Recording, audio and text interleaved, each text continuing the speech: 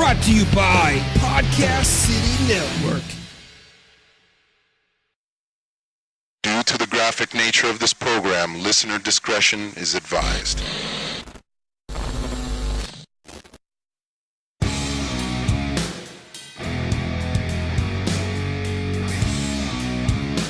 Welcome to the Deleted Wrestling Podcast. Enjoy the show. It's wonderful.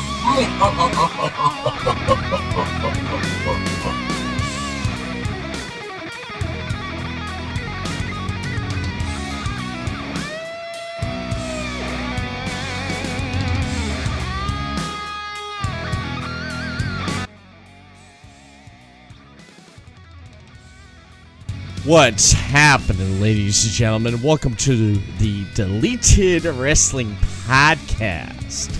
I am Everett Lee. Quick shout out to everyone that follows the Everett Lee on Twitter. You can follow me at the Everett _ Lee, Facebook.com/the Everett Lee Show, and of course over on YouTube, the Everett Lee Show, and on Instagram, Everett Lee Show.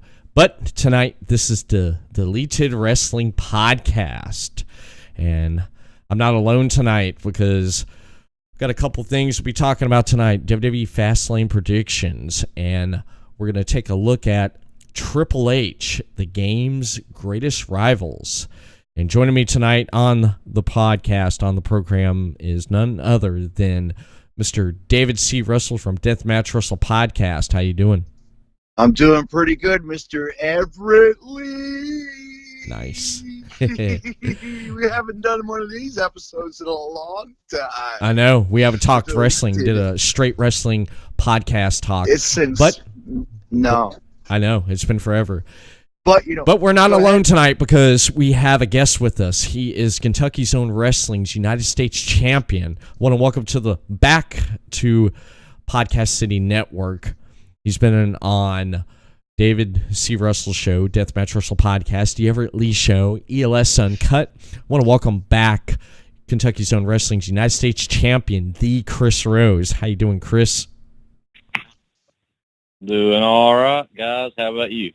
Great, man. Great. Doing great. The Chris Rose is here in attendance, ladies and gentlemen. Yeah, man. Successfully defended my title over the weekend. It's been a fantastic week, I have to say, still being the United States champion, and happy to be on with you guys talking Fastlane and the game Triple H. So it should be a fun time. Oh, man. Yeah, it definitely is. This is going to be a great podcast tonight because this weekend WWE Fastlane is going to be streaming live on the WWE Network, or you can buy it on pay-per-view. But you can watch on WWE Network for $9.99. That's right. Damn. Or you can get it the illegal way. No kidding.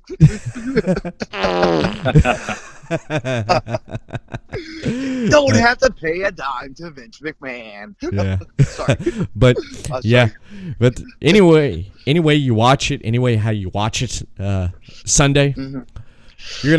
This card is pretty interesting because I feel that WWE Fastlane, it's a jump and a skip, right? You're trying to get to WrestleMania, and in some ways the card does feel like it's been thrown together, but there's some matches on here that I'm interested in, and I'm sure you guys are interested in too, to see on this match card that we have for WWE Fastlane.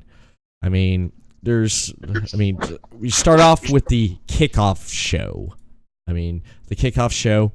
I feel that this match should be on the main card, on the main show. Oh, yeah. Talking about Rey Mysterio versus Andrea. What are you? Rey Mysterio and Andrade should be on the main card. They've been feuding for so long, and for them to get put there, it doesn't make any sense, really. No, it don't. It don't. I agree with you. They've been feuding for quite a while. You've been watching their matches, guys, on SmackDown, haven't you? What they've been doing each week. Oh, yeah. No, sure. Yeah. Two great talents there. Rey comes back to WWE. he gets in a little bit of a rivalry there, here and there with Randy Orton. That died off there. And then Andrea basically starts in on him, and they went like toe-to-toe. They even were going up against R-Truth in a triple threat match for the United States Championship. And that was one hell of a match, triple threat match, especially with these guys, what they can do and what they can pull off. And I feel that these guys deserve to be on the main card because of the rivalry and everything going on with them. Don't you guys agree? Rey Mysterio and Andrade are reminiscence of him and Eddie, in a sense. You know, Andrade's a future superstar in the business. I mean, he's gonna go places. Mm-hmm. And to have Rey Mysterio with him, it's gonna be fun to see. And yeah, I believe they should be. All these matches should be on the main card. Honestly, I don't know if any of them are cut out for a kickoff. Exactly. They shouldn't be kickoff. I feel that a lot of matches that happens and comes on the kickoff show, it should be on the main card. I definitely agree. But what are your thoughts on this, David? Let me get some feedback from you. Rey Mysterio, the one and only, Mr. 619. And he's taking on this guy. We'll see what happens. Could this guy take him to the limit? I think he can. I could agree with you right there. What do you think, Chris, on what David said? I'm going with Andrade. He's a rising star who's gonna be the WWE champion within the next year, and you heard it from the Chris Rose right here. He will be a champion in the near future. And I love Rey Mysterio. He's a veteran. He's a good for business. But Andrade's got his number, and Andrade will take the victory Sunday. Okay. I'm going to have to agree, David. I'm going to have to agree with Chris here because Andrea, I like Rey, but Rey has pretty much proven everything that he's done in a WWE ring. He's pretty much done it all. And he's basically, I'm looking at him as helping Andrea get over. And I can see, I'm going to throw this out there. Can you see Zelina Vega doing something? Zelina Vega is really good. Yeah.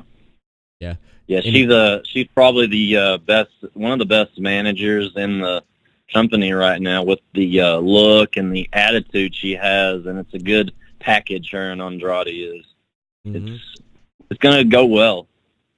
I mean, Andrade's been a miss here and there lately, booking wise, but I believe he'll get back on track. Yeah, I definitely do agree.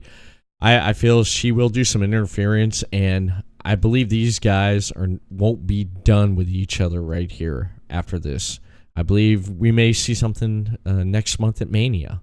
And I hope to God, which they probably will, they'll put this one on that kickoff show too.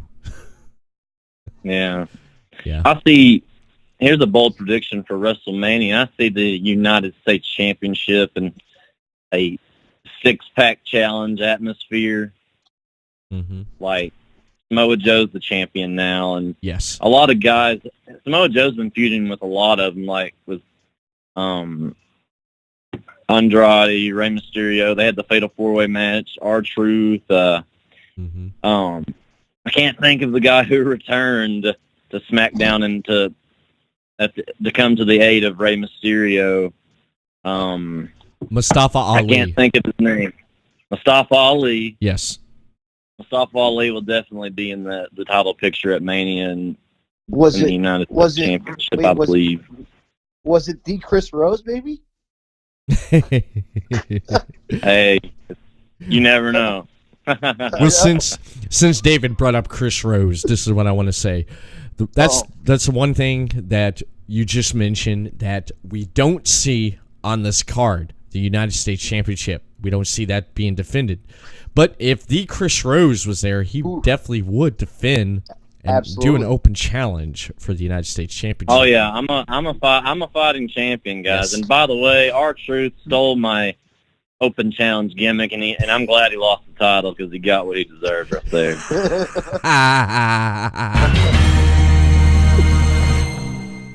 Damn! Oh wow! All right. Moving on, man. Moving on. David says Ray. Chris and I say Andrea. Next, we have the Raw Tag Team Championship. We have the Revival, the defending champions, defending against Aleister Black and Ricochet, and against former champs Bobby Roode and Chad Gable. Chris, why don't you start this one off? Bobby Roode and Chad Gable was kind of just thrown in there randomly. The Revival has been a miss ever since they've won the championship, and Aleister Black and Ricochet are two good singles competitors, and they're just thrown together as a tag team. But this match was kind of thrown together with no story behind it. But I'm gonna have to go with the Revival on this one. I believe they'll retain the championship. Nice. Your thoughts, David, on this? Revival, Black, Ricochet, or Roode and Gable? You know what? I'm going to go with Ricochet and Aleister Black because I've seen them. Mm-hmm. What they could do. I've seen them in the rings of like Combat Zone Wrestling and other places as well. But you know what? If they want to take the titles, let them do it that night. Let's see what happens. It's my pick for the night. Nice. Good point. I would have to go with seeing that this is kind of hard for me because two out of three teams I really enjoy. I enjoy Ricochet and Black and the Revival. Mm-hmm. I wouldn't mind seeing Black and Ricochet, like you said, David, getting the championships, but I still think it's too early for these guys. However, I could see this going two ways. I could see the Revival retaining, like Chris said, or I could see Roode and Gable getting the belts back. But I feel that the Revival, it's their time, and they're going to hold on to those belts and bring some more prestige to the titles. You know what I mean about that, Chris, bringing prestige back to a title, because since you're the KZW United States champion. Yeah, I definitely brought more prestige to it than anybody in that locker room ever has and ever will. So I can understand in this particular situation to the Raw Tag Team Championships. I believe the Revival will revitalize that division and go far with it. But Aleister Black and Ricochet are very good guys. I like Ricochet a whole lot because he's from Kentucky. He's a Kentucky boy, as am I. So, yeah, this match is still going to be interesting, even though it's thrown together. It will definitely be a 3 to 4 star match, no doubt. So. Yeah, it definitely will be. It definitely will be. But okay, the Revival, I could see them capturing it. I'm gonna have to go with you again on this, Chris. David, good picks. Who knows? This will be a good hell of a match. This will, just like you said, Chris. It will be a 5-star. What do you think, David? It will be. This will be good. This will be so many bodies out there, which will be great. It will definitely put the Raw Tag Team division back on notice because of what, if you looked at New Day and the Usos, what they did with the SmackDown, because Tag Team Championships, that was hot there for a while. And I figured this right here. Yeah, that was the good matches. Yeah. Yeah, they put that back on notice.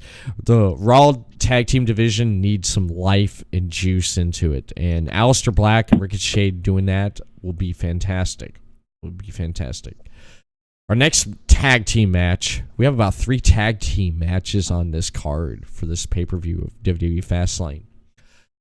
The women's tag team championships, you have the Boston Hug Connection, Sasha Banks and Bayley, going up against Nia Jax and Tamina. David, start this one out, man. Man, Bayley. You know what? I'm just thinking of just like she was hot on the indie scenes back in the day. Like she was like one of those girls that I would watch on WSU all the time. And you know what? Now maybe it's time for her to show what she's got and just like pull out some stops. And with Sasha Banks also, you know what? She's great. She's one of those people that's out there that knows what she's doing. She's like a veteran of the business almost. I'd say now, almost like she's the future. She's got a lot on her plate. Yeah, let's see what happens there. I don't know. I'm gonna wing that one to say, let's give it to them this time. Let's see what they got to show against Nia and Tamina, or whatever her name is. That's all right. That's all right, man. That's all right. Okay, Chris, your thoughts? 2 very good tag teams. WWE's done a good job at building the women's tag team division even before there was a championship on the line for these women. And Bayley and Sasha Banks have definitely took over that division. And I myself is a big fan of Sasha Banks, even dating back to her matches with Charlotte and Bayley at the NXT TakeOver. Nia Jax and Tamina, 2 powerhouse women. Tamina, the daughter of Jimmy Superfly. Nia is in the wrestling family. But I'm going to go with the Boston Hug Connection on this one, retaining their women's tag team championships. You know what? Chris, you just said somebody's name that, you know what, brings back memories. Super fly. Oh, yeah. The Super stiffest splash in the business. Yep. Just think of who created that song for him. JJ McGuire. Mr. JJ McGuire. That's who he did. Mr. JJ, the dude who I respect, but stays out of the Chris Rose's way. So that's right, because if JJ gets in Chris Rose's way, this is what's going to happen. You know what's going to happen? You just made the list! Wow, that was a good plug there. I like that. Yep. Definitely. Good. Definitely. Oh man, the list. Now I'm gonna have to pick a. I'm always on the list though. Yeah. You can get on the list because sometimes what you do, you get on a list for just doing this right here, that right there. You get on my list. Damn chili from last night. Sorry about that.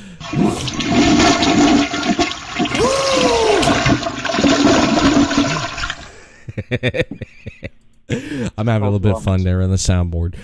All right, Boston Hug Connection or Nia Jax and Tamina. I'm gonna have to go with Nia Jax and Tamina because for the fact that these two, here's why. These two have been a powerhouse right now. They've put the women's locker room on notice because of what they've been doing lately, and it's not gone unnoticed. I feel that they're going to take these championships away from the Boston Hug Connection, and I feel that they're going to go into Mania, and the team that will take the titles off of Nia and Tamina will be the Iconic Duo. The Iconics? Yes, okay. The Iconics. Yep. That was one of the very first tag Iconics? teams in the women's division leading up to this. Yeah, it definitely was. But that's who I pick right there. That's definitely who I pick right there for that right there. So, yeah, very, very underrated team. yes. The Iconics, yeah. Yes. They're annoying, but hot as hell, man. They definitely are because They're being heels, and they get a reaction every time they walk out, and that's what you want. Just like the Chris Rose gets a reaction every time he walks out. Yep. Yep. What you want. True. Because basically the I feel that the Nia Jax and Tamina walking in WrestleMania 35 this year, they'll have against Iconics, they'll have a 33 and a third chance of actually retaining. But do you guys think the women's tag team championships will be a 2-on-2, or will it be a multiple tag match? At WrestleMania, that's a good question. That is a good question.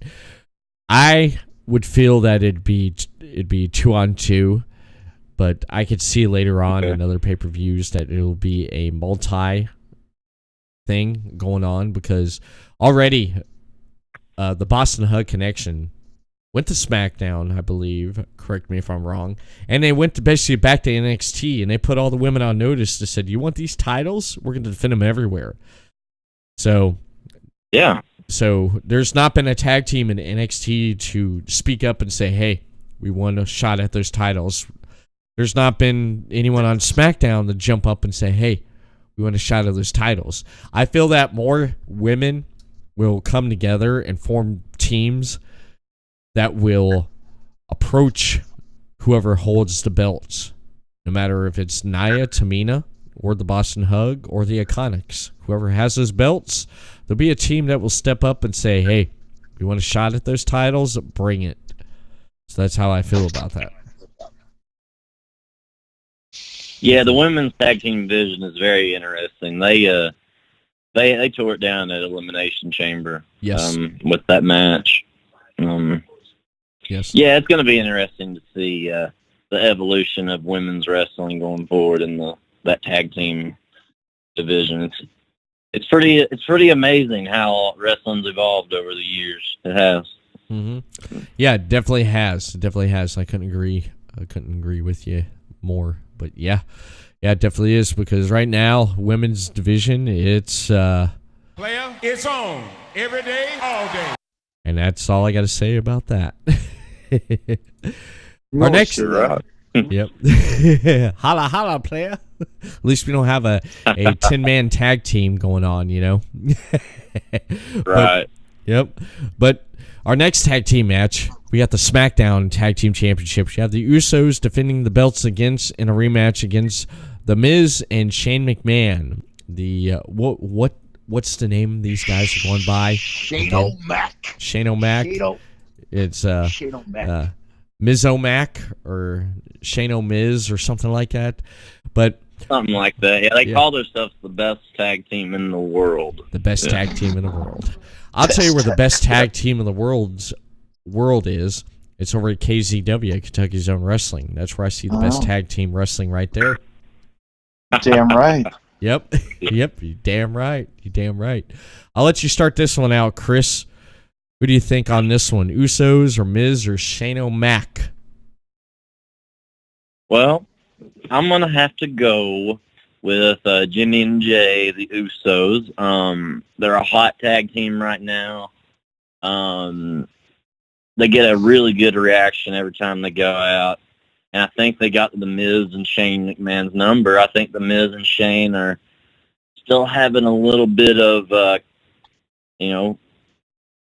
heat between each other, unfinished business after losing the titles. And I think that's going to come into play at Fastlane. Yes. And the Usos will retain. And after the match, I'm going to make a prediction that we could see the Miz or Shane kind of turn on each other, but you never know. But we're going to leave that to hearsay, she say.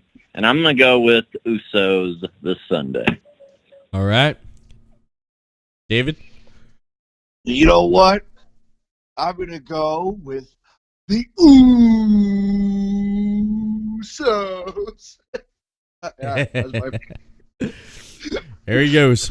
There he goes. There he goes. David?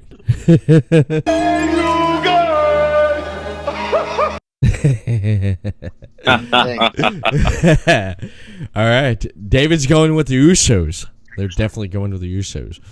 Now, I'm going to have to go with... I'm definitely going to have to go with the Usos on this because, like you said, there's tension that's going to be built up. Something's going to happen. Who's going to turn on who? Shane how and...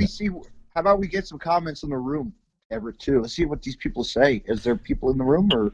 Yeah, there are comments in the room. There is not comments, but there's viewers right now. I want to thank everyone tuning in for the return of the Deleted Wrestling Podcast here on Podcast City Network Twitch channel. Let's see Anyone that wants to chime in on the chat right there, go ahead on what your thoughts are on the current matches that we're talking about for WWE Fastlane this Sunday. So go ahead and type away right there on the chat right there.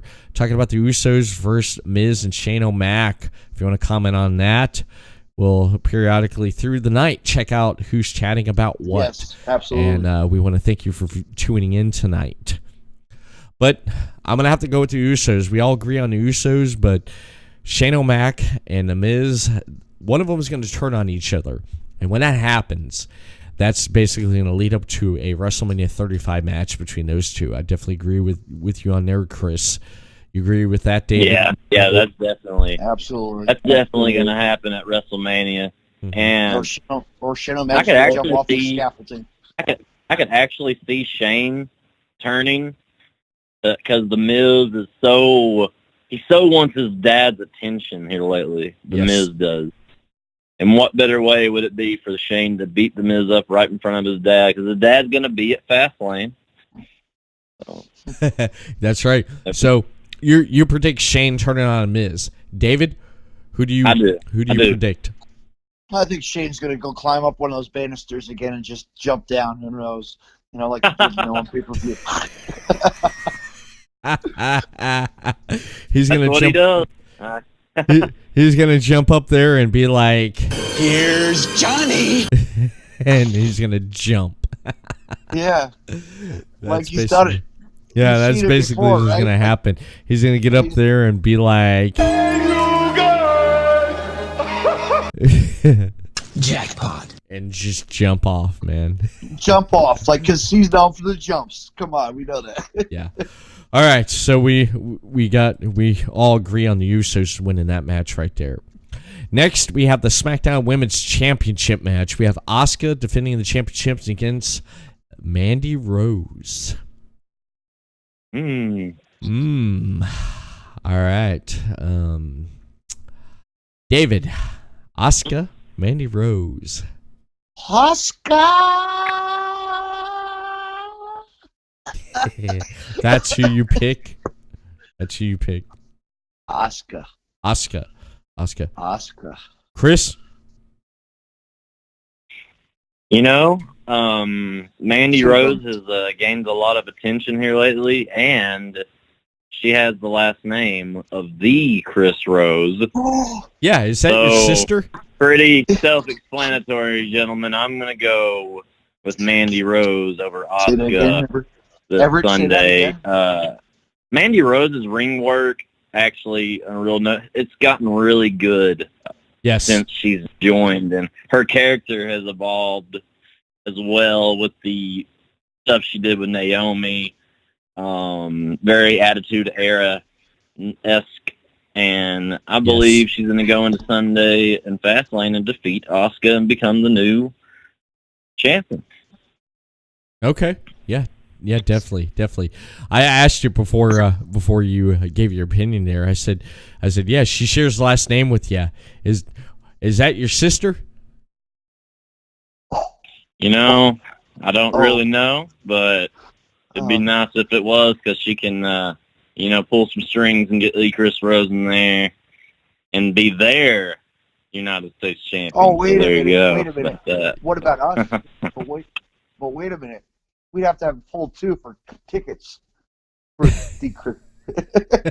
You guys be the first two I hook up, so don't worry. Okay. All right. That's right. That's right. Now, this is a force to be reckoned with. That's right. That's right. Man. Now, I'd have to go basically with on this one. I feel that they've not given a lot of attention to the SmackDown Women Tag Team, or not Tag Team, excuse me, the SmackDown Women's Championship. I feel they have not gave a lot of attention to this. I feel that they've kind of lacked off on it, and I feel that Mandy would get the title. She would win it and go into WrestleMania with it. However, I could see Asuka going into it, and I could see actually them taking someone like maybe Mandy Rose getting another title shot somehow. I know rematch is the thing they've thrown away, but however, with the current rematch with The Miz and Shane O'Mac against the Usos, well, of course, Shane's part of the, he has pull, but I see something going to happen. I mean, it's kind of hard to predict. I can believe Asuka's going to defeat Mandy, but I believe this is going to be a really good match. I will be, however, disappointed if they make this into a squash match, because that really pissed me off if they make this into a squash match. Oh, no. I don't believe it'll be a squash. Naomi lost to Mandy Rose this past Tuesday on SmackDown in like 2 minutes. Mandy Rose has gotten a lot better, and I think she'll defeat Asuka, who actually got hurt on a live taping, as a matter of fact. So let's watch out for that. Asuka is in jeopardy of losing that championship. But yes, Asuka, if she loses, she will get the rematch at WrestleMania, and we'll see how it goes from there. That's true. That's true. I forgot about that. Thank you for reminding me about that, because I heard it was a scare. I didn't read into it. They said it was a scare. Oh, yeah, I said that to you earlier, Everett. I remember. Yeah, that's right. That's right. Thank you. Thank you. Thank you. Okay. Okay. Now that changes my opinion. That changes everything that I just said about Asuka. I'm going to have to go with Mandy Rose now, because that right there, that changes everything. Because Mandy Rose, I could see, and I agree. She could capture. Mandy. Go ahead. Yeah, I'm sorry to cut you off. No, Lee, that's fine. But Mandy Rose reminds me of kind of Edge as a opportunist. Mandy Rose has been an opportunist here lately on SmackDown, taking whatever she can, just like the Icarus Rose takes whatever he can. Yes. That's why I'm the United States champion, guys. I take. Yeah, but you're not on the card on Sunday, are you? I'm sorry? David asked if you were on the card this Sunday. You never know, guys. I never can know. show up. Well, his sister. If Samoa Joe did an open challenge Sunday, which may happen, Yeah. you could hear my music hit. Yeah. And he may be bigger and badder than me, but you never know. I could take him down. I mean, Yeah, definitely. Yeah. You'll be a double champion. You definitely will. Now, moving on to the next match, we have the Shield that reunited. The reunited Shield for the last run, going up against Drew McIntyre, Constipated Corbin, Baron Corbin, and Bobby Lashley. With Steve Urkel. Leo Rush. yeah. Yeah. What are your thoughts on that one right there, Chris? I'm gonna go with the Shield on this one. Have that feel good moment for them with Roman Reigns coming back. I thought on Raw they did a very good job of reuniting Dean Ambrose with those two. Yes. The build up to that was really on point and good. But what I don't get is why Elias isn't in the match against them, because he attacked Dean Ambrose at the beginning of the show. But that's, they'll do something with that, I guess, later on down the road. But the Shield will win this one. I'm a big fan of Drew McIntyre on the team of Corbin and Lashley. I hope they do something with McIntyre in the near future. But they're going to have a good feel-good moment for the Shield one last time. And in the near future on Raw, I see a turn in the Shield yet again, reminiscent of the time Roman Reigns told us he was diagnosed, and what happened on that main event could happen again to someone different in the Shield and set up for an awesome WrestleMania match. But Right. so that's my pick, the Shield, for Sunday. The Shield. Okay. David, who do you pick out of this match right here, the 6-man tag? I'm going to have to go with Shields up. The Shield. The Shield. I could definitely see in the Shield winning this one because it'd be Roman's first win back with the company since coming back from his battle with leukemia, and I could definitely see that happening. And I could also see something setting up for the Shield. I believe the Shield's not going to be dismantled after this. They're not going to part ways because I believe the Shield's going to stay together up until WrestleMania 35. And with that said, I could see the Shield helping out their brother there, Rollins, defeating and slaying the Beast. I could see that happening before Ambrose rides off into the sunset because he's leaving the company. I could see Drew McIntyre, Corbin, and Lashley going off and dismantling and doing other things because I could see some things right around the corner for McIntyre because he's such a great in-ring talent. He's just fantastic, and I could see something happening with that. He's got the best look in WWE, in my opinion. Yes. I believe this run is better than when he was with when he first started out, even when he was with 3MB. Slater and Mahal. This version of McIntyre is dangerous. This version is dangerous. And I believe that this right here will be with the Shield going up against him. I believe some animosity and stuff is going to happen with McIntyre. I believe McIntyre is going to do something because of Corbin and Lashley. And maybe for WrestleMania, McIntyre versus Corbin. I believe Lashley's going to go off and do something else. But, I go with the Shield with this one too, guys. It's going to be an interesting one. Yeah, it definitely is. And what I noticed too is Finn Balor is not on the card, the Intercontinental Champion. That's right. The IC and the US title is not even on the card. That's what gets me about this. Not on the card. It's not even on the card. That's what gets me about this because I was mentioning David before. I said, this is just ridiculous because we're missing 2 good titles on this card. Because I'd like to see a lot of the titles, but they got plans around the corner for Mania, and they got 1 month away after this pay-per-view this Sunday to build up towards more matches of Mania. But one match that I think everyone's going to be talking about and want to see how this is going to go down is actually, I want to mention this one before I do. I want to save this one for last. I want to go ahead and jump in and talk about another championship match. The WWE Championship match with Daniel Bryan defending the title against Kevin Owens. Now, David, Bryan or Owens? Bryan's or Owens? You know what? Both two good technical wrestlers in the business. And yes. And you know what? Maybe let's see what Bryan can do this time around. I'm going to go with Bryan on this one. Okay. Chris?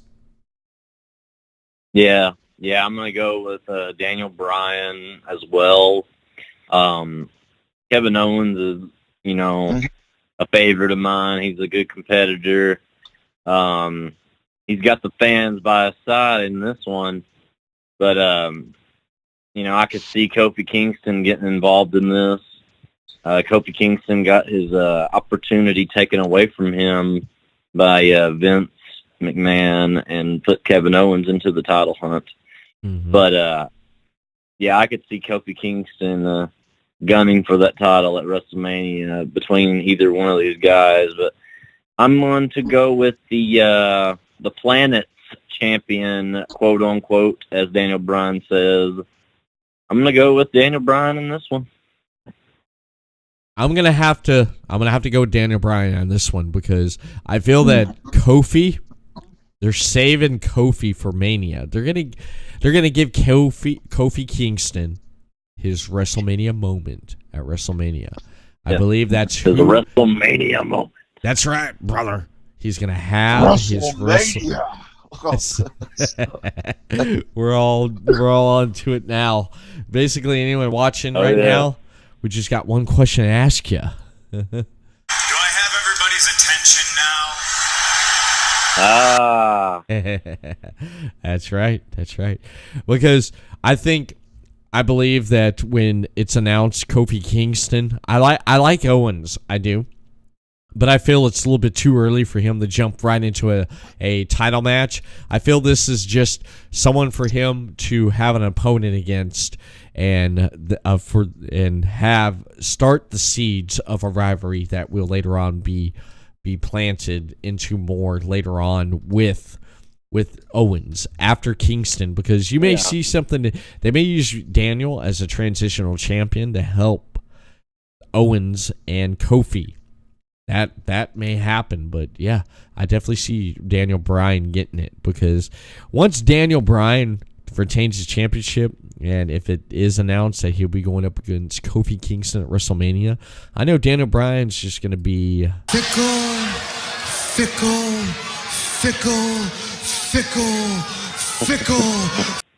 about it. And as I always say, pickle. Oh yeah. Get this guy a pickle, man, on his hamburger. Wait. No, he's a vegan. He's the world's strongest, meanest vegan. That's right. Yep. So, all right. Last but not. Yeah, I do like the WWE title he has, just because it's different and it's instant heat. Yeah, that's definitely it. That's definitely it. Because you know what, Chris? You could smoke that on 420, or you can eat the Tic Tacs or use the rock salt for your food. That's made of 100% hemp is what it is. Yep, 100%. I just think that's genius right there. Daniel Bryan's run right now is pretty entertaining. It is. I love it. It is. But yeah, Daniel Bryan, we all agree Daniel Bryan will retain the championship. Last but not least, I'm looking forward to seeing how they do this, because there's a lot of story. They've been building on this story for a long time, and I feel it's starting to come to a close, and it will close at Mania. Talking about Becky Lynch for Charlotte. Now, if Becky Lynch, she has a stipulation. Becky Lynch loses, she's done. However, if she wins, she will be added to the match at WrestleMania in the match with Charlotte versus Ronda Rousey for the Raw Women's Championship. David, Lynch or Flair? Woo, baby! You have to go. Charlotte Flair, baby. All the way. All the way. I knew you were going to say that because I had to play the sound effect. I know you did. Yep. All right. Chris?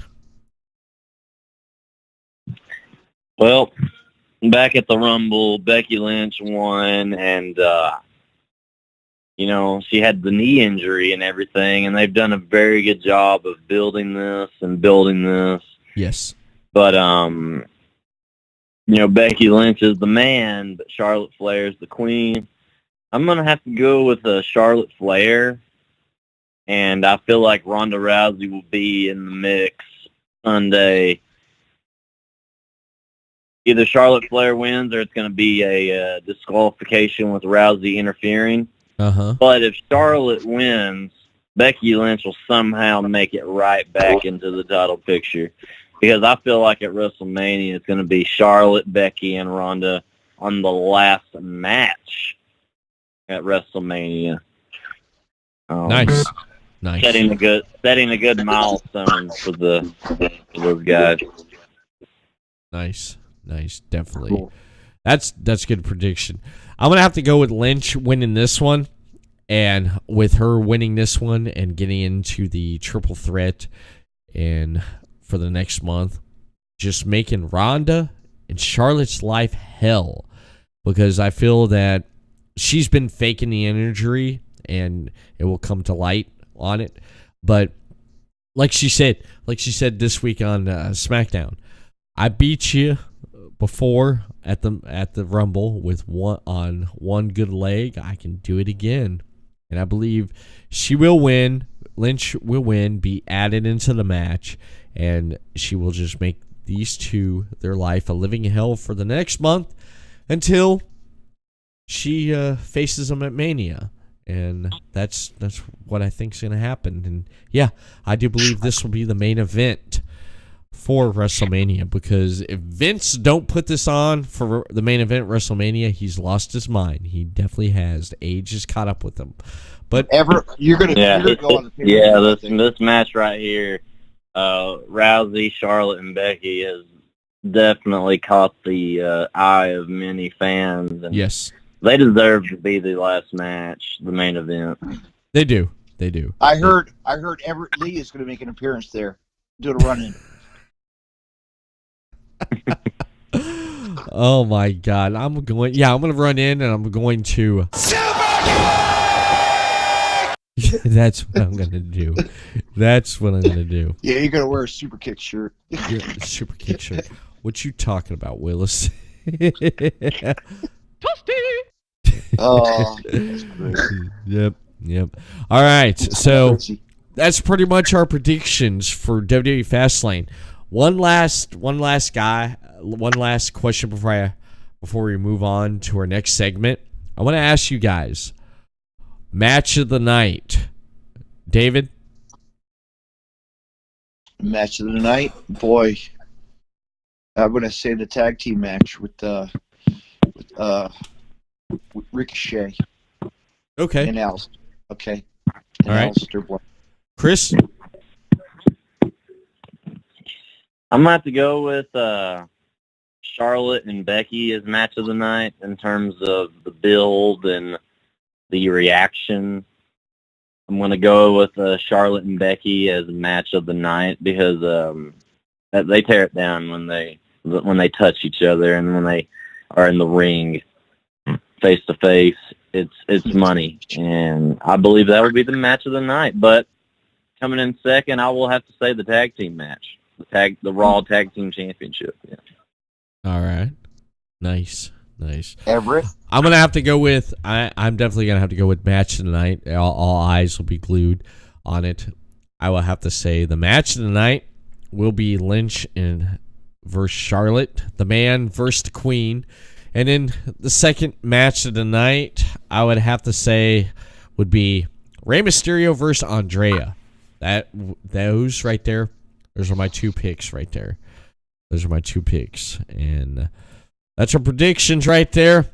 That's our story, and we're sticking to it.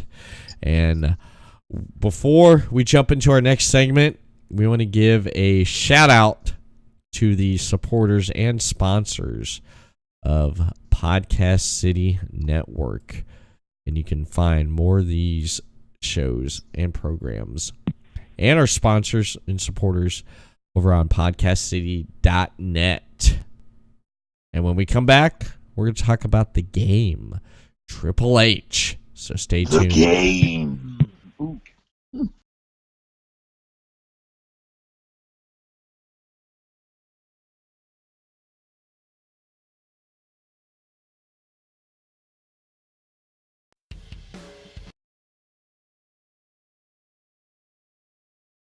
The following support and sponsor Podcast City Network.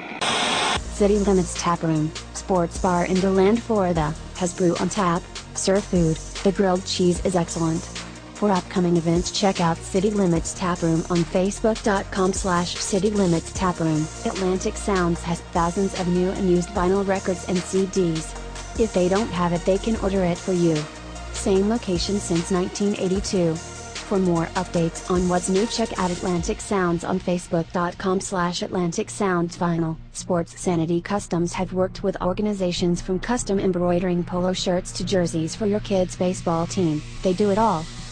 Armed with state-of-the-art equipment and an in-house design team, they are equipped to take on your next project. Visit their website to learn more, sportsanitycustoms.com. Visit Sports Sanity Customs on Facebook.com/SportsSanityCustoms. 3 Count Design offers a wide range of graphic design products, video, photography and other forms of media. Everything from t-shirt designs to websites. Visit Facebook.com/3CountDesign for more. Demo Blast Studios, an explosion of imagination. Original artwork, podcasts, video, apparel and more. Visit DemoBlastStudios.com. Visit Demoblast Studios on Facebook.com/Demoblast Studios, the best family entertainment pro wrestling show in the state of Kentucky. Kentucky's Own Wrestling brings quality family vintage wrestling to a town near you. Kentucky's Own Wrestling offers a ladies division in wrestling and a training school. Kentucky's Own Wrestling is the current longest running Southern promotion. Visit Facebook.com/Somerset Kentucky's Own Wrestling. All supporters and sponsors are brought to you by Podcast City Network.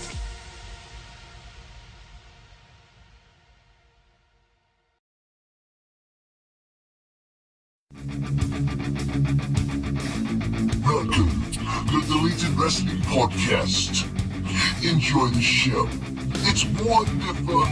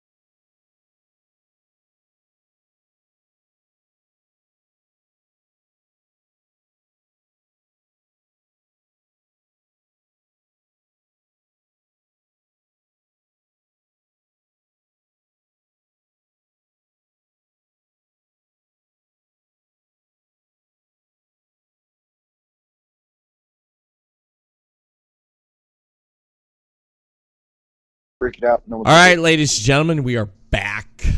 We are back from that short break. Want to thank the supporters and sponsor of Podcast City Network, man. You can find more over on podcastcity.net. You can hit them up on Facebook, Podcast City Network, and, of course, on Twitter at Podcast City Net.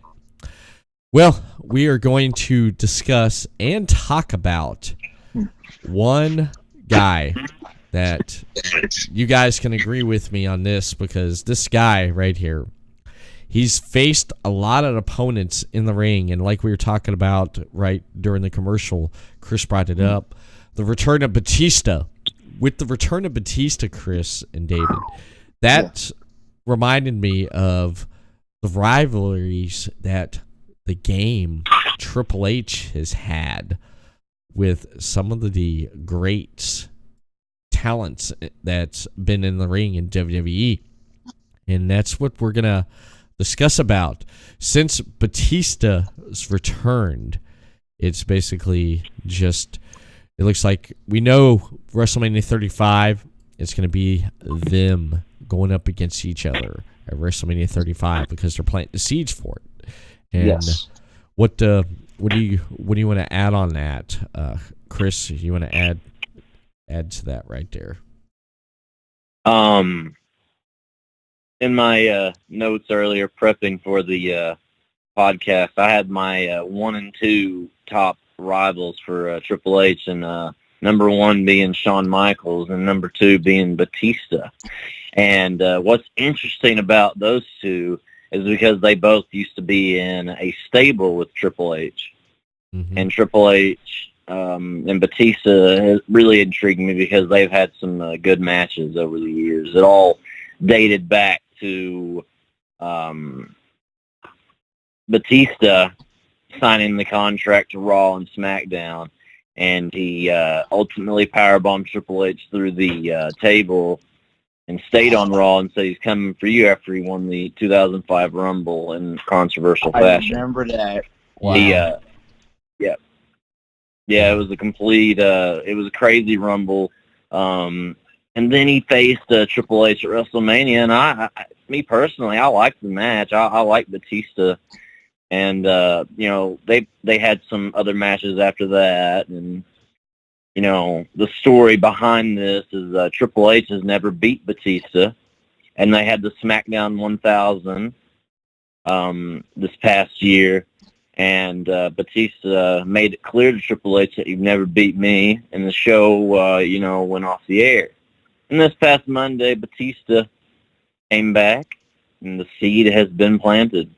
It's going to be him and Triple H at WrestleMania. Yeah, those two rivalries right there really catch my eye. Shawn Michaels and Triple H, when Shawn Michaels returned and made his triumphant return to the ring, they had some really good matches there. The unsanctioned match, the last man standing match. Also, the triple threat match with Chris Benoit at WrestleMania was great too. Yes. Yeah. That was great right there. That definitely was great. And yeah, I definitely do agree with you right there.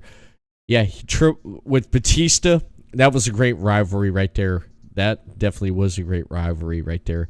And who'd you say again? You said Batista and Shawn Michaels. Shawn Michaels, yeah. Best friends going at it each other, because wouldn't you agree with this too, David? Look at Shawn Michaels to Triple H. Okay. Where Shawn Michaels was Marty Jannetty and the Rockers. Uh-huh. Shawn Michaels turns on Marty Jannetty and puts him through the window during the Brutus Barber Beefcake's barbershop. Yes. And then Shawn Michaels went on and did his own thing for years. But wouldn't you say Triple H turning on Shawn Michaels, karma came back to him? Wouldn't you agree too, Chris? I didn't really think of that, but yeah, karma came back to the bottom. Yeah. Yeah, it definitely came back. It came back on Michaels with he got to see how it felt, a best friend turning on him, because he turned on Jannetty and went off on his own, became a big superstar. And then you had Triple H, his buddy. They started D-Generation X. And then when Shawn Michaels came back in, then, of course, you've seen what happened. Triple H turned on him. So karma came back and bit him in the ass on that, and they had some bad blood there for a while there. But you know what? They kissed and hugged and made up and everything, which is something I really believe that Jannetty and Michaels never did do. Mm-hmm. They never did do. But Batista, yeah. I remember that, the contract signing, because you've seen all signs pointing towards that, if you remember that. Because, yeah, Batista, Orton left already. Orton left, he left Evolution, and it was just Flair, Triple H, and Batista. But they felt Flair and Triple H basically wanted to kind of just push Batista out there, and Triple H felt threatened because he won the Rumble. He wanted him to go to SmackDown, win that championship, so he can hold on to his title, his world title. But that didn't happen. Yeah. That did not happen because Batista decided, you know what, I'm going after you. And, yeah, the triple threat match with Benoit, Triple H, and Batista at WrestleMania, that was pretty good. That was really good. Yeah, Shawn Michaels, Triple H, and Benoit. Oh yeah, that's right. But yeah, Batista did. That triple threat was pretty damn good right there. Yeah, and Batista did. Batista and Triple H at WrestleMania 20. Yeah, was really good. 2020. Yeah, I believe it was 20. Yeah, they did really good. Batista and Triple H had a Hell in a Cell match as well. You can go back on the network and watch that. That was a good. That was the go home for to end their rivalry at that time. Yes, man. Triple H did really good with that evolution, creating those characters, Randy Orton and Batista. It's all thanks to the game there. I mean, it was really good rivalries. And speaking of Randy Orton and Triple H in 2008 to lead into 2009 had a good rivalry with the McMahons. Yes. Yes, that right there, that's something I remember. You remember that there, David, with Orton and Triple H right there? Because it was right around, you said 2008, 2009 right there, right? Yeah, it was at the 2009 WrestleMania when they had the match, but it built in 2008. Yeah. When he kicked the boss in the face, the infamous punt kick. Yeah. That and right the CTE started to become a thing in sports, and Vince McMahon used that to his advantage. And the they diagnosed Randy Orton with CTE, so he'd flip out and just punt kick everyone. And he was punt kicking Vince McMahon, and then Stephanie, and then Shane and Randy had some matches. A match at No Way Out, and then it ultimately led to Triple H coming back to Raw, and having that rivalry with Randy Orton to defend the McMahon name. That was a real good. That was when I started watching the product again, as I alluded to you guys on your podcast. I was very interested in that. Yeah. That was a good rivalry. That's why it's up there in number 3. Randy Orton is number 3 on the rivalry list for me. Right. I want to add to that because it started as Survivor Series because Triple H was scheduled to defend the championship against Vladimir whatever his name was. Kozlov. Yeah, Vladimir Kozlov. Yeah, and Jeff Hardy, but Hardy was kept out of the match after he was attacked and injured. And during the match, Vicky Guerrero, SmackDown General Manager Vicky Guerrero, announced that Edge had returned and introduced him into the contest. Hardy interfered and hit Triple H with a steel chair that was meant for Edge, thus costing him the title after a 210-day reign. It resulted in Edge winning his 6th world title. And then after failing to regain the title at Armageddon, Triple H entered his 7th 2009 Royal Rumble. And he was eliminated by Randy Orton. But in February at No Way Out, Triple H won the WWE Championship in SmackDown Elimination Chamber match, setting the record for the most reigns at 8. And that record stood until 2011 when John Cena won his 9th WWE Championship. And then on February 16th, Triple H made an appearance aiding Stephanie and Shane after they were attacked by Randy Orton, like you talked about. And on February 20th, the episode of SmackDown, Triple H was being interviewed by Jim Ross, and during that interview, he basically broke character and admitted, him and Stephanie have been together for 5 years, secretly married. And by the minute, Vince McMahon is his father-in-law, and Shane is his brother-in-law, and Stephanie is his wife. And thus that created the rivalry between Triple H and Orton. And then that continued on, and at WrestleMania 25, we saw Triple H. He defeated Orton to retain the title. He teamed with Shane Batista against Orton in and Legacy in the 6-man tag match for the WWE Championship at Backlash, but he never lost, which they lost after Orton pinned Triple H following the punt kick. And then he was off 6 weeks for TV there, and then he also lost the 3 Stages of Hell match to Orton at the Bash and Night of Champions, and he lost the match to Orton in a triple threat match also involving John Cena. There's another one. Sorry. There's another one right there. You guys could probably agree or disagree with me that. Now I will agree. Now at I can't think of which WrestleMania it was, but there for a while Triple H did not like John Cena because he was coming in. Yeah, I think it's the WrestleMania 22 is their match they had. Yeah. Yes, WrestleMania 22. Yep. Cena was building up hype and stuff, but at that time, people were kind of getting sick of Cena. And a lot of people were wanting to see basically Triple H destroy John Cena. However, that rivalry went on and on and on, and basically that just ended up to where Cena beat Triple H at WrestleMania, and people were shocked about that. They're like, what the hell? This dude just beat this guy, It's just, it was crazy. It was crazy. But I would have to say I believe one of Triple H's top, for me, his top rivals. Your top 3, you said Batista, Shawn Michaels, Chris. You said Batista, Shawn Michaels, Orton. My top 3 would have to be, number 1 would have to be The Rock. On and off all these years, The Rock has had something with Triple H.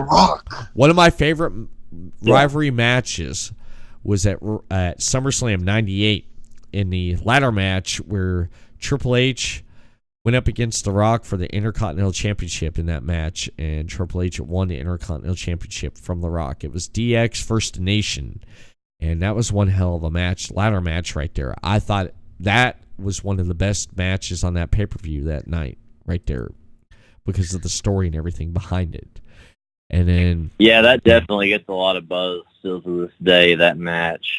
How they worked the ladder, trying to climb the ladder to the top, and not hitting each other with the ladder, by the way. They told that good story about grabbing the championship, and that was a very good match. I'll still watch it to this day. Yeah, The Rock and Triple H, I thought, at WrestleMania 31 with Ronda, Stephanie, The Rock, and Triple H, that they was going to build to a Triple H and Rock match, but it never happened. The Rock and Triple H has always had that animosity.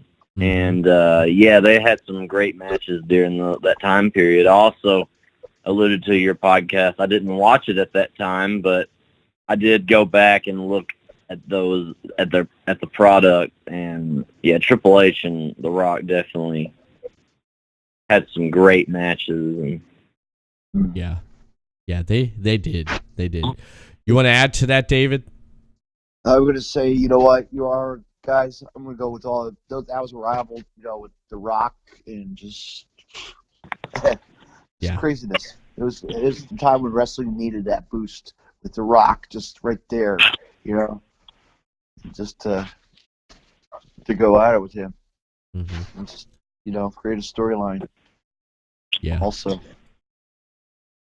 Yeah, the Rock, that right there, that would be like my top rivalry for Triple H right there. My number 2, I would have to go with Batista because, like we talked about, everything on again, off again with Batista throughout the years and stuff. And of course, like you mentioned, we saw on SmackDown 1000, Triple H said he's beat them all. He's beat everyone he's faced in the ring. And Batista spoke up and said, "You never beat me," which is true because he lost to Batista at WrestleMania to win. Batista won his first world championship because he beat Triple H at WrestleMania. And I'm interested to see where they're going to go this time, because also look at this too. How many times has Triple H been a face when he's had a WrestleMania match? Look at that. It's very interesting. I'm glad to see them bringing back Batista and in a different role. It's very. It's going to be a very good WrestleMania this year. Mm-hmm. Yeah, it definitely is. Very interesting. It definitely is. My third greatest rival for Triple H would be The Undertaker. Right there. The Undertaker. Because look at how many times The Undertaker had and Triple H have faced off. I believe it was WrestleMania. I think it was WrestleMania 17 or 18. He fought the American Badass version of Undertaker. That match was freaking crazy. If you go back and watch that match, you know which one I'm talking about, right, guys? Mm-hmm. Oh, yeah. You watch that match. They fought all the way out through the crowd there. The crowd got their money's worth that night, man. And then the sledgehammer and everything happening. The ref didn't throw the match out. He let them go. Excuse me. And that was one hell of a match there. Then if you look at their the end of an era, that match right there with Triple H against Undertaker in Hell in a Cell with special guest referee Shawn Michaels. Look at that one right there. Yeah. That was one hell of a match. It all dates back to WrestleMania 27 when they had the first match, Triple H and Undertaker. Yes. They did the promo, the Undertaker promo of 2/27/11, I believe. Mm-hmm. Yeah. 2/21/11. I'm sorry. And there was a lot of speculation of who that would be. They built it up on Monday Night Raw for, weeks. 2/21/11, and Undertaker came out and walked in the ring. His music was still playing, and then all of a sudden you hear Motorhead, and here comes Triple H. They both point to the sign. They give each other. Triple H gives the crotch chop. Undertaker signals, "You're dead." Yep. I mean, they built it up for a long time. And WrestleMania 27, I thought, was a great match. Then WrestleMania 28 with Shawn Michaels as the special guest referee. Undertaker's took some brutal chair shots in that match. Yes, he did, man. I remember that. Yeah, he did, man. Oh, my God. Kept on going. Yeah, it was crazy to watch. But those guys are the best of the best, those three. They tore it down that night. That was one of my favorite matches of the night at that WrestleMania. But yeah, the Undertaker Triple H rivalry at that time is the one I remember personally, and they made it very interesting. Mm-hmm. They did. Yeah, that I definitely agree with you right there. They definitely did make it interesting. They definitely did. You have anything to add to that, David? Right there. Just that you know what? I'm gonna have to watch that tomorrow or something. Yeah. Or whatever. I have free time. I'm gonna have to watch that WrestleMania. Yeah, it was great. It was great. All I got to say is I felt bad for the matches after that went on after that, because you've heard of this, Chris. It's like when a match that basically goes on and raises the bar for the night. Now the matches after that, it's like, how are they going to follow up to that? Yeah, it's hard to follow that. Yep. It is. It's like Triple H said when he faced Orton during WrestleMania 25. That WrestleMania 25, he went on right after Shawn Michaels and Undertaker. That sucked all the energy out of the arena. And then these guys go on afterwards. And Triple H even said it in comments and interviews. He's like, yeah, it's like, how is me and Randy Orton going to follow up to that? How? Because you could tell, if you go back and watch that match right there, you could tell the energy got sucked out of the room because Taker and Michaels took it away. They were like, it was gone. Oh yeah, that match, Undertaker and Shawn Michaels. Yeah. 25 is one of my favorite matches of all time. I mean, it was just so good. It was. The Undertaker diving out of the ring, about breaking his neck. That was just insane. Yeah, that definitely was. That definitely was. That's what stands out to me the most in that match. I mean, it's crazy. It is. It was. So those are my 3 picks right there. The Rock, Batista, and Undertaker. David, what are your picks for Triple H to game his greatest rivals? I'm gonna go with picking right now. I'm looking at the Mick Foley.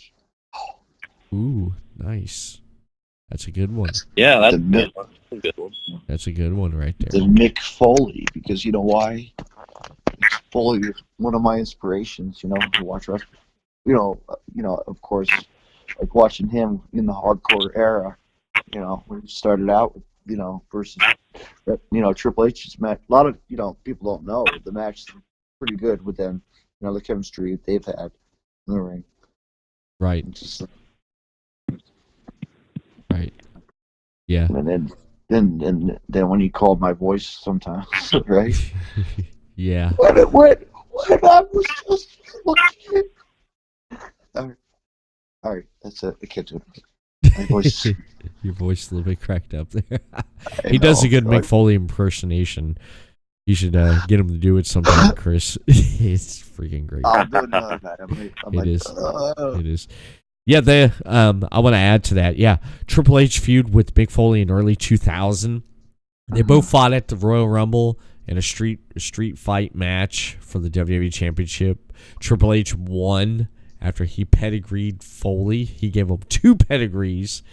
And then the feud ended at No Way Out in Hell in a Cell, where basically Triple H retained the title and forced Foley to retire in that, 3 Stages of Hell match? Yeah. Also, God my favorite, dang. also one thing, just to, go off the rivals and let's just say hilarious matches that he's ever had. Yeah. Yeah, he's had some great matches as he's had against, the Godwins in the hog pin match. You remember that? Yeah.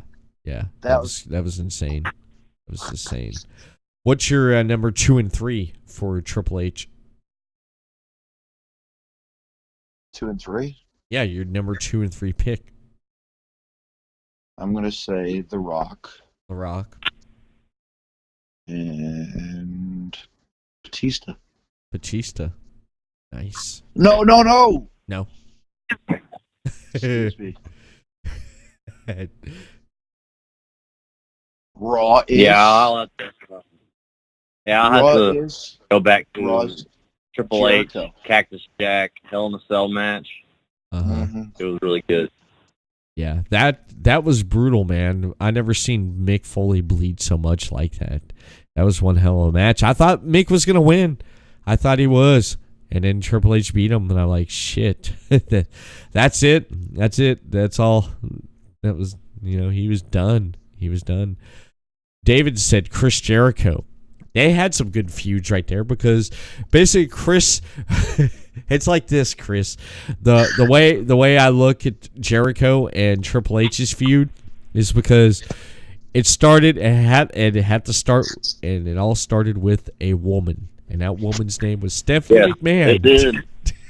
It was. Stephanie be out there, he come out there and attack her. And of course, the the pissed off boyfriend coming after him, defending his girlfriend or his wife's honor, right? So that right there, that rivalry, that Triple H and Chris Jericho, because if you remember Triple H, he missed the whole invasion angle.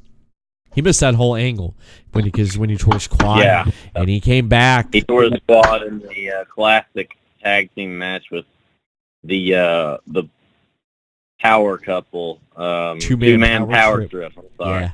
Yeah. That's, versus Benoit and Jericho, probably one of the best tag team matches that we will ever see on Raw. yeah. And then he ultimately got hurt, and then they did the Undisputed Championship tournament with Chris Jericho winning, of course. Triple H came back, won the Rumble, and him and Jericho went off from there. Their match at WrestleMania was kind of overlooked because of Rock and Hogan, but they had an awesome match at WrestleMania. Yeah, they definitely did. They definitely did, because Triple H, he returned on Raw on January 7th, 2002 at Madison Square Garden, and he declared he was going to enter the Royal Rumble. He entered the Rumble, and he got his match at WrestleMania 18 against Chris Jericho for the Undisputed Championship. After holding the title for about a month, Triple H dropped it to Hulk Hogan at Backlash. Triple H then became exclusive to SmackDown roster due to the draft lottery, and continued his feud with Jericho. And that went on to Hell in a Cell match at Judgment Day, which Triple H won.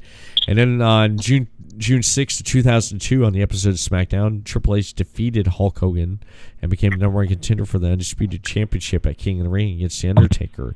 But he was unsuccessful for that. But him and Jericho basically went back and forth there for a while with their rivalry, which I thought was great. But yeah, they had some great stuff there that went on, and I definitely did enjoy what they were doing. I definitely do. But yeah, the game Triple H has had some great rivals, man.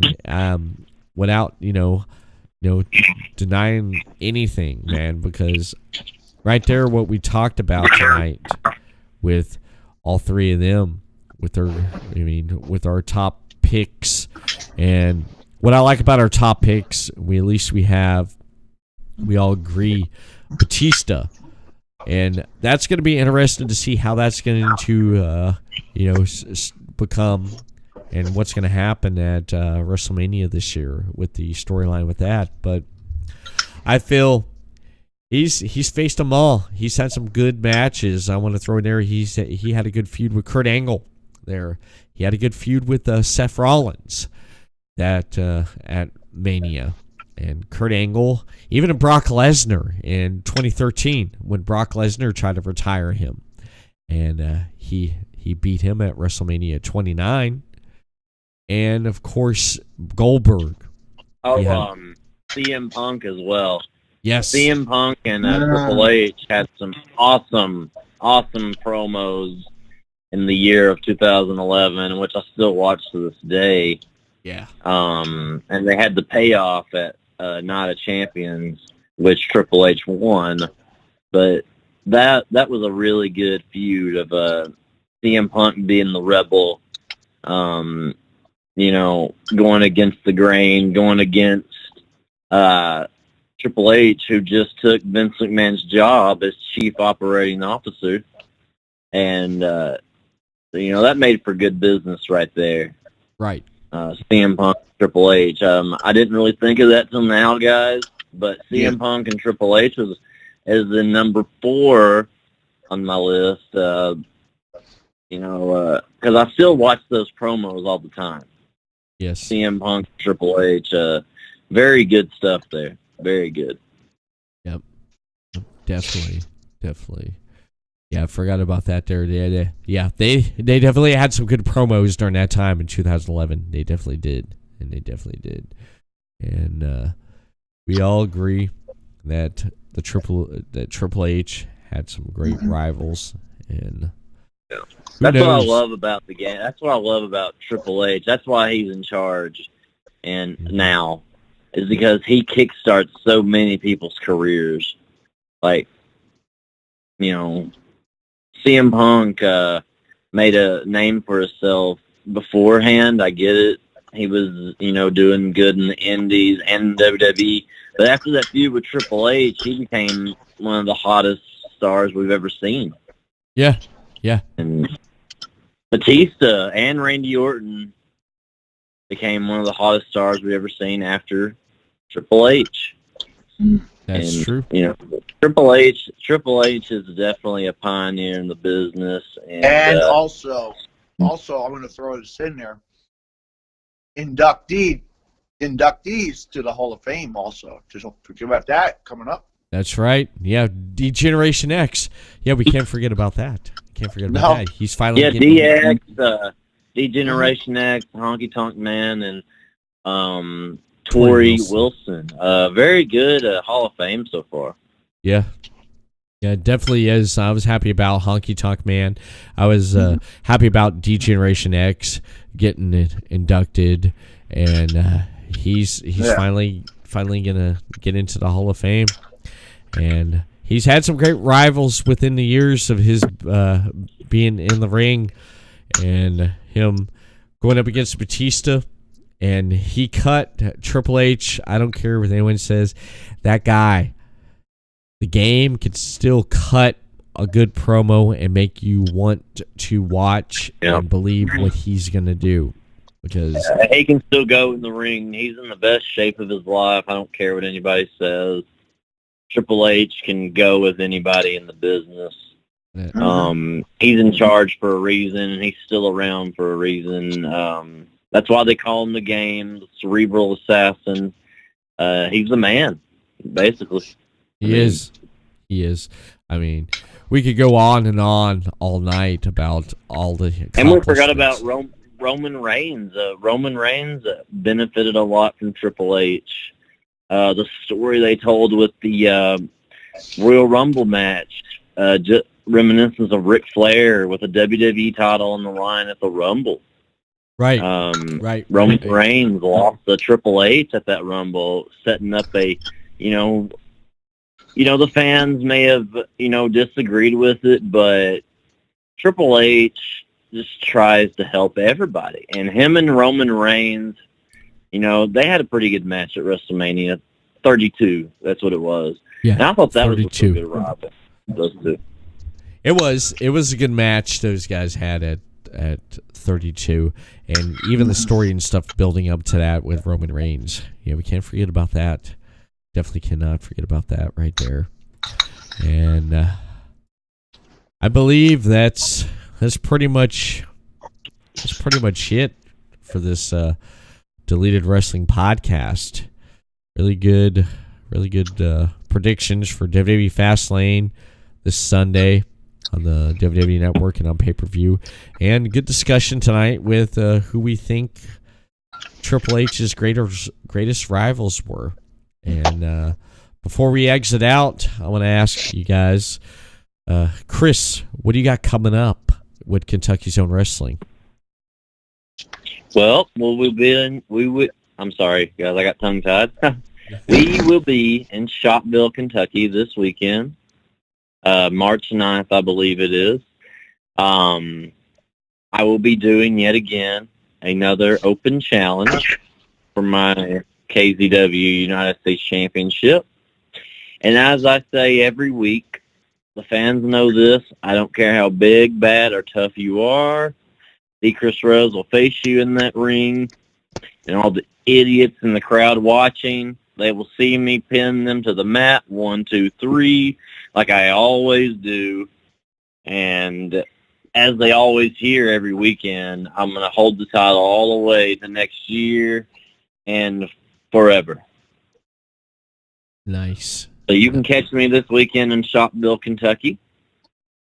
And we'll see what happens, but, I already know what's going to happen. I'm going to win, and I'm going to be the champion still, because that's what D. Chris Rose does. Nice. And R-Truth, I'm still mad at you for stealing my gimmick, and I'm glad you lost to Badass Samoa and Samoa Joe. Nice.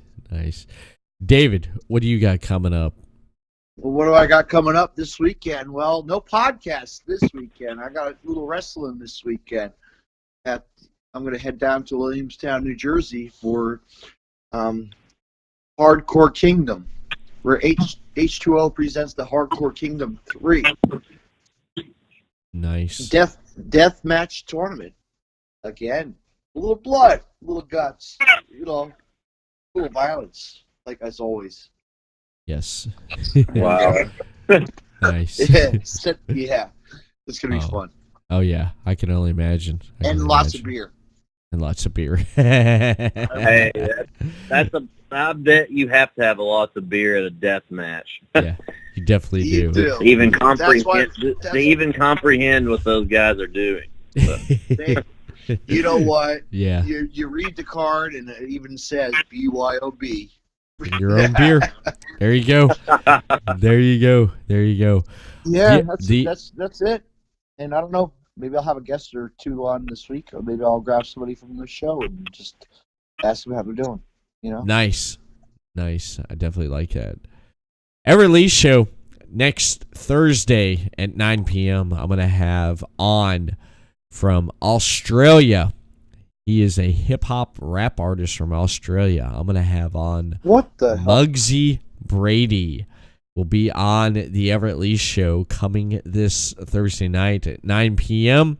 But for him, I realized that Australia is a day ahead. So he will be on Friday at 1 p.m. his time, but it will be my time at 9 p.m. on Thursday night on the Everett Lee show. So stay tuned for that next Thursday on the Everett Lee Show podcast. And you can follow more of the Deleted Wrestling Podcast over on Podcast City Network. You head over to podcastcity.net for the latest podcasts such as the Everett Lee Show and much, much more content over on there. And you can follow Podcast City Network over on Podcast City Net on Facebook, Podcast City Network. Hit them up on Twitter at Podcast City Net and subscribe to Podcast City Network over on YouTube for this podcast and much more. And subscribe and follow Podcast City Network right here on twitch.tv because Podcast City Network is your top source for independent podcasting. And I believe that is it, gentlemen, for the Deleted Wrestling Podcast. Yeah, thank you guys for having me on. Thank you, Mr. Everett. Thank you, David. Yes. Thank you guys very much for having me on. I had a good time, and I'll be on anytime you need. Nice. Everett Lee signing off for the Deleted Wrestling Podcast. Have a good night, and we'll see you again on the next episode of the Deleted Wrestling Podcast. Peace.